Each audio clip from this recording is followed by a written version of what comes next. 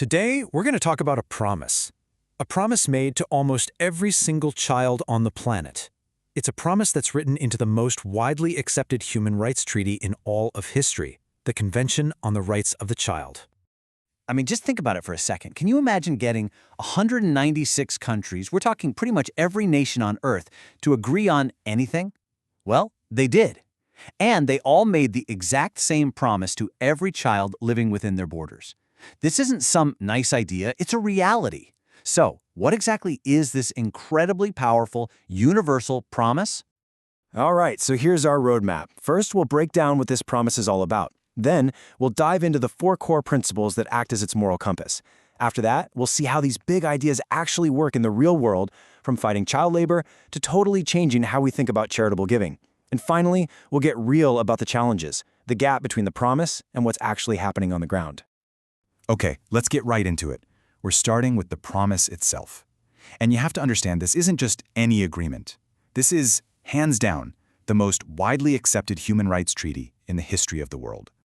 It's officially called the Convention on the Rights of the Child, or just the CRC for short. And the idea at its heart? Well, it was totally revolutionary. It said that kids aren't just property of their parents, and they're not just little adults in training. No, they are individuals with their very own set of human rights. And the momentum behind this was just incredible. The UN adopted it in 1989, and just a year later, boom, it became international law. Since then, an astonishing 196 countries have signed on, creating this nearly universal legal framework to protect kids everywhere. So, you've got this massive global treaty, but how does it actually work? Well, at its very core, you'll find a kind of moral compass, 4 guiding principles that shape every single part of the agreement. And here's the really brilliant part. They're not just a simple checklist. They're designed to work together, interlocking like gears in a machine. You can't just focus on one and ignore the others. It creates this holistic view that forces anyone making a decision to think about the whole child. So let's take a look at each one. All right, first up, non-discrimination. This is the absolute foundation of the whole thing. It means these rights belong to every single child, no exceptions. It doesn't matter who you are, where you're from, your religion, your gender, none of it. Every child gets these rights, period. Second is what's called the best interest of the child. You can think of this as the golden rule. Whenever a decision is being made that affects a child, whether it's in a courtroom or in a government office, that child's well-being has to be the #1 priority. Not just a consideration, but the primary one. Third, we have the right to life, survival, and development. And this is a big one. It's about so much more than just staying alive. It's about the right to thrive, to have the healthcare, the food, the education, everything a kid needs to grow up healthy and reach their absolute full potential.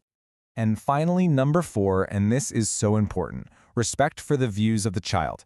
This principle says that kids are not just passive recipients of care, they are active participants in their own lives. They have a right to be heard on things that affect them, and we have a duty to take what they say seriously. Okay, so those principles are the big why behind the convention, but what about the how? How do these powerful ideas actually turn into real-world protections for kids? Let's take a look at a really clear example, protecting children from dangerous work.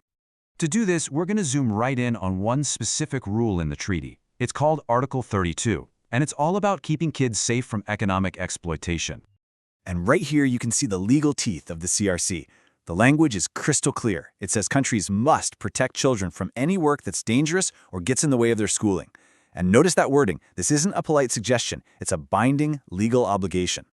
But of course, a right on paper is just, well, paper. It doesn't mean anything without real action. That's why the CRC demands that countries actually pass laws. They have to set a minimum age to work, they have to regulate the hours and conditions, and, crucially, they have to create penalties for anyone who breaks these rules. Now, what's really fascinating is that the convention's impact goes way beyond just government laws. It has actually fundamentally reshaped something a lot of us are familiar with: child sponsorship programs. And just to give you a sense of the scale we're talking about, get this. In 2018 alone, just evangelical organizations raised over $944 million through child sponsorships. So yeah, the stakes for getting this right are absolutely enormous. The CRC basically forced everyone to take a step back and rethink the whole model. You see, the old way often focused on giving aid to one specific sponsored child, but that could accidentally create jealousy and division in a community. The new way, guided by CRC principles like non-discrimination, focuses on developing the whole community. It's about tackling the root causes of poverty to lift up all the children together. And this has created a whole new benchmark for what ethical sponsorship looks like. Today, for a program to align with the CRC, it has to have rock-solid child protection policies. It needs total financial transparency. It has to focus on benefiting the entire community. And, honoring that fourth principle, it has to find real, meaningful ways to include the voices of the children themselves. So yeah, this all paints a pretty powerful picture, right? But here's the thing. A promise is only as good as the action that follows it.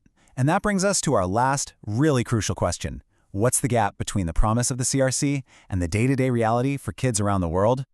Look, making this work everywhere is tough. It's really tough. You've got political squabbles, countries that just don't have the money, cultural practices that might clash with the treaty's principles, and sometimes the systems for making sure the rules are followed just aren't strong enough. And yet, even with all those very real challenges, the power of the CRC endures. It gives us that global blueprint, that North Star. It's the universal yardstick that we can use to measure how governments, nonprofits, and all of us are doing in the mission to protect children. So, in the end, the Convention on the Rights of the Child gives us the plan for building a better world for kids. But a blueprint is just a piece of paper until someone actually starts building, which leaves all of us with a pretty big question. What's our role in building it?